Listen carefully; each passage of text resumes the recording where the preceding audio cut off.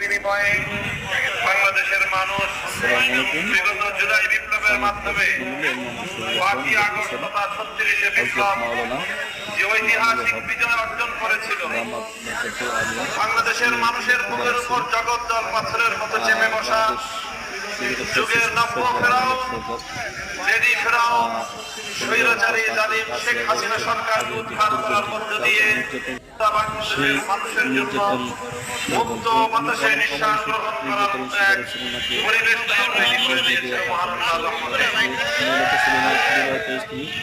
সেই ফেসিবাদ থেকে মুক্তির আজ প্রায় বছরখানেক পূর্ণ হতে চলেছে।